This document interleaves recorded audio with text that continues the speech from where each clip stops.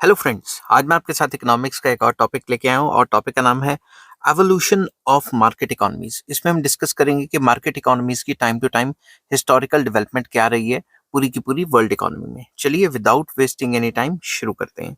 The evolution of market economies can be traced through several की points in history.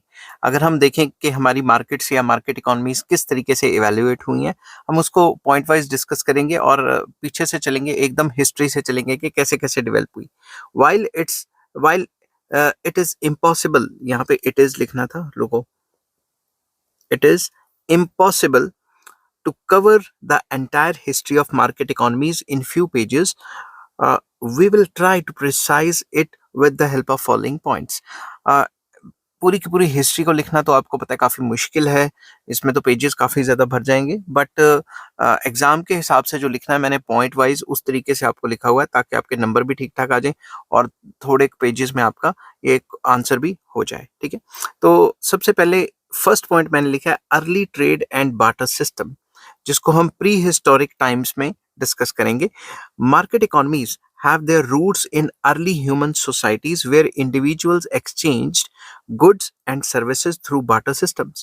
Market economies का जो base है, उसकी जो जड़ें हैं, जो रूट्स हैं, वो पुरानी ह्यूमन सोसाइटीज में प्री हिस्टोरिक अर्ली ट्रेड में चले जाते हैं जब बार्टर सिस्टम होता था। बार्टर सिस्टम क्या होता था?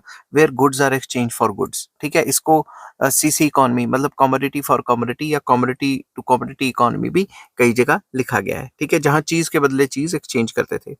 This rudimentary form of trade laid the foundation for more sophisticated market mechanism। ठीक है, तो ये जो बार्टर सिस्टम का जो पुराना पिछड़ा हुआ या काफी सिंपल जो फॉर्म ऑफ ट्रेड था, ये इसने एक फाउंडेशन बनाई किसके लिए? जो आज का जो सोफिस्टिकेटेड मार्केट सिस्टम है उसके लिए एक बेस बनाई। ठीक है, तो पहले तो आ गया वही बार्टर सिस्टम वाली बात।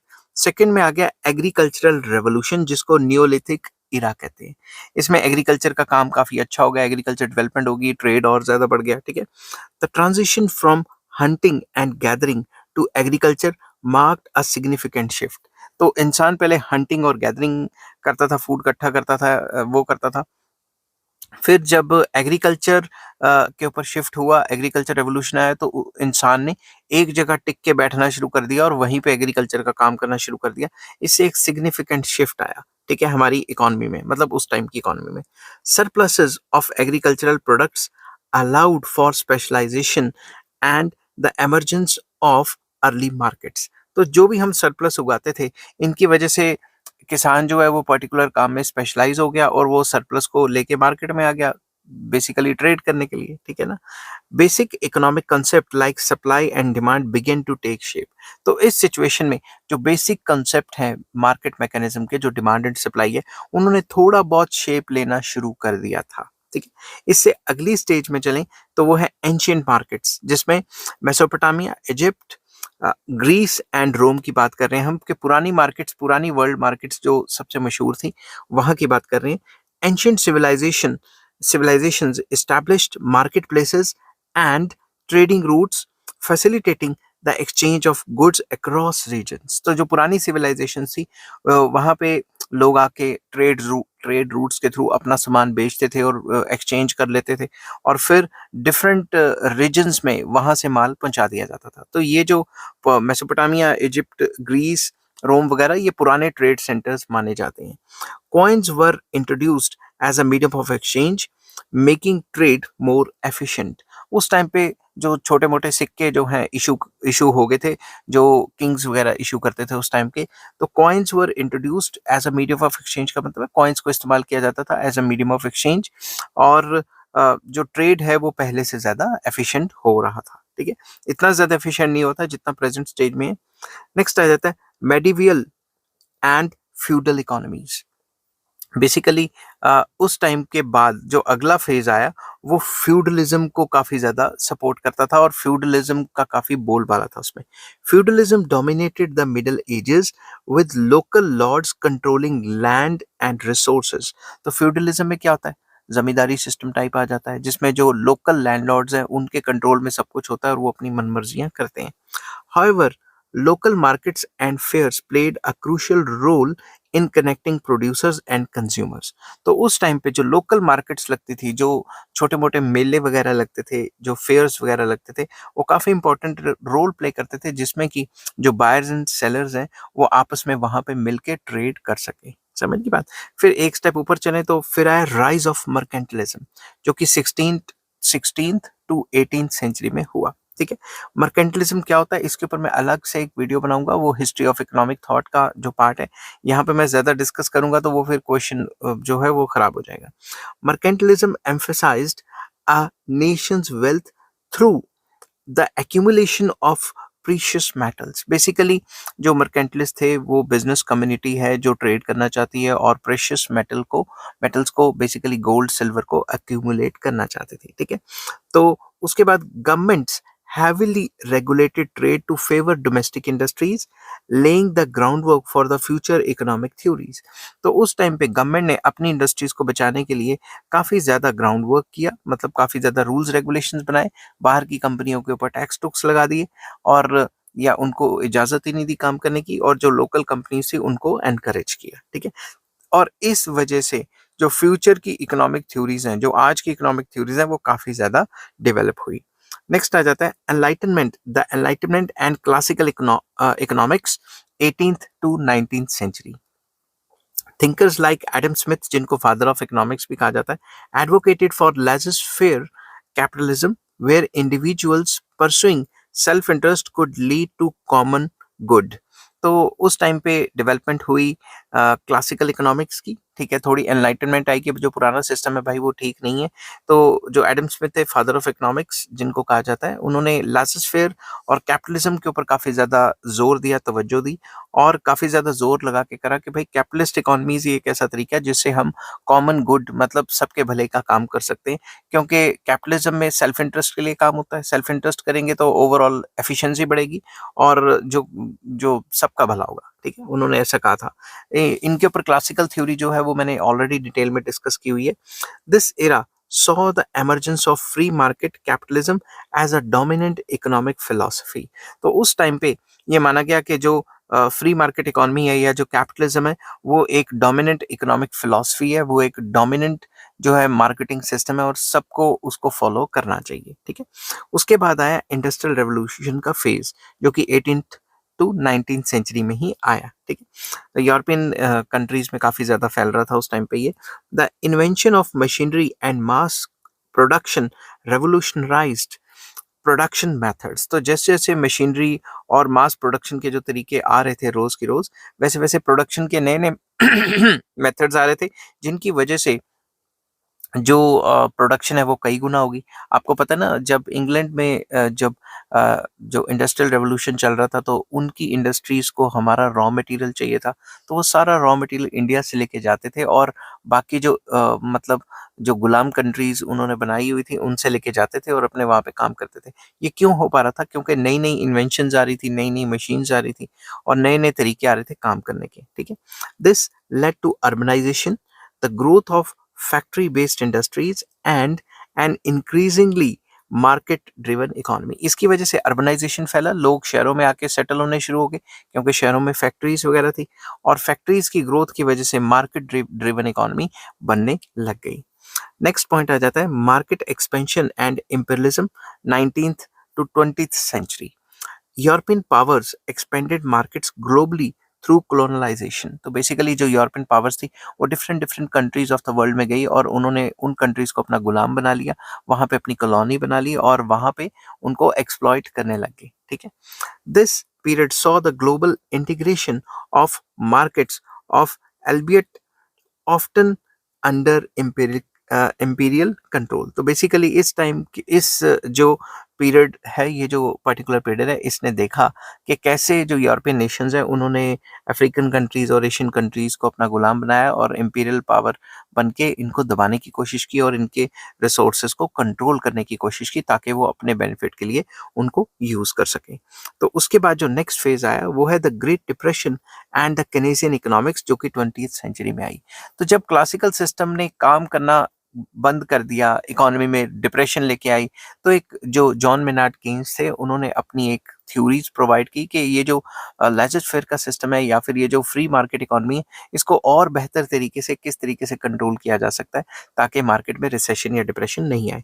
इन 1929 stock market crash and the subsequent Great Depression prompted the development of Keynesian economics, advocating for government intervention in the economy to stabilize it during downturns. तो 1929 में जो स्टॉक मार्केट का क्रैश आया था, उसके बाद जब ग्रेट डिप्रेशन आया है, तो उसके बाद जो केनीजियन इकोनॉमिक्स है, जो जेएम कीन्स है, उन्होंने द जनरल थ्योरी बुक दी अपनी, ठीक है। तो उसमें बताया कि किस तरीके से गवर्नमेंट अगर इंटरवेंशन करे, गवर्नमेंट अगर इकोनॉमी में दखल अंदाजी करे, तो जब इकोनॉमी डाउन टर्न में होती है, रिसेशन में होती है या फिर डिप्रेशन में होती है, तो उससे इकोनॉमी को बचाया जा सकता है।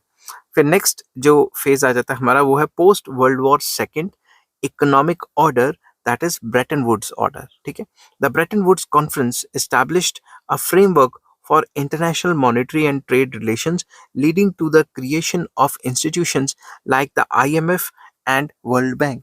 तो सेकेंड वर्ल्ड वॉर के बाद जो ब्रेटन वुड्स कॉन्फ्रेंस हुई थी अमेरिका में, वहां से अमेरिका का थोड़ा बहुत दबदबा शुरू हो गया, ठीक है। वहां पे उन्होंने एक्सचेंज रेट्स को डिटरमिन करने की बातें कही और किस तरीके से ट्रेड रिलेशंस बनाने हैं वो बातें कही। इनकी वजह से जो इंटरनेशनल मॉनेटरी फंड है और वर्ल्ड बैंक है वो डेवलप हुआ आगे जाके, और जिसकी वजह से जो कंट्रीज हैं, जो डेवलपिंग कंट्रीज हैं और जो अंडर डेवलप कंट्रीज हैं, उनको बहुत ज़्यादा फायदा हुआ इनसे लोन्स ले लेके, ठीक है। अब कुछ लोग कहते हैं फायदा हुआ है, कुछ इकोनॉमिस्ट कहते हैं नहीं फायदा हुआ है। वो मेरिट डिमेरिट पे मैं नहीं जाऊंगा क्योंकि उसका मैंने अलग से टॉपिक बनाया हुआ है। नेक्स्ट आ जाता है new liberalism, late 20th century में जो आई, ठीक है। The late 20th century saw a resurgence of free market ideas with the rise of new liberalism. तो पहले क्या था, एडम स्मिथ जब आए तो उन्होंने थ्योरीज दी कि लेजिस फेयर होना चाहिए, फिर उसको काटने के लिए जेएम कीन्स आ गए। उन्होंने कहा भाई डिप्रेशन से कैसे बचोगे अगर मार्केट इकोनॉमी में इंटरफेरेंस नहीं करेगी गवर्नमेंट, ठीक है। तो फिर एक और सिस्टम आया, क्योंकि टाइम टू टाइम तब्दीली तो आनी ही आनी है। फिर आया न्यू लिबरलिज्म, जिसमें फ्री मार्केट इकोनॉमीज के आइडियाज को बढ़ावा दिया गया। Deregulation, privatisation and globalisation became key policy objectives in many countries. तो कई कंट्रीज में ये जो डीरेगुलेशन हो गई, ठीक है, प्राइवेटाइजेशन होगी और ग्लोबलाइजेशन होगी, जिसकी वजह से जो प्राइवेट सेक्टर है उसको इनकरेजमेंट मिली और इन्वेस्टमेंट्स को मतलब बढ़ावा दिया गया। मगर आपको पता है अमेरिका या वेस्टर्न कंट्रीज ये सारा काम करती हैं मगर खुद पे अप्लाई नहीं करती। खुद पे वो क्या करती हैं, खुद पे वो ये देखती हैं कि भाई हम किसी से फ्री ट्रेड ना मंगवाएं, हम बाहर की चीज़ों पे टैक्स लगाएं और जो बाकी कंट्रीज हैं वो हमारे को फ्री ट्रेड प्रोवाइड करें, ठीक है ना। तो ये थोड़ा सा वो है, जैसे अमेरिका अमेरिका अपना सामान तो पूरे वर्ल्ड में बेचना चाहता है, मगर जब इंडियन कपड़े वहां पे जाते हैं तो टैक्स लगाना चाहता है, ठीक है ना। नेक्स्ट आ जाता है globalisation and technology, late 20th to 21st century. इसमें क्या हुआ, advances in communication and transportation technology facilitated the global trade and the rise of multinational corporations. तो जो late 20th century and 21st century में जो भी टेक्नोलॉजी अच्छी हुई, कम्युनिकेशन एंड ट्रांसपोर्ट वगैरह अच्छे हुए, इसकी वजह से जो ग्लोबल ट्रेड है, जो एक्सपोर्ट इंपोर्ट है, वो काफ़ी ज़्यादा बढ़ गया और मल्टीनेशनल कंपनीज का एक जो है ट्रेंड चल पड़ा।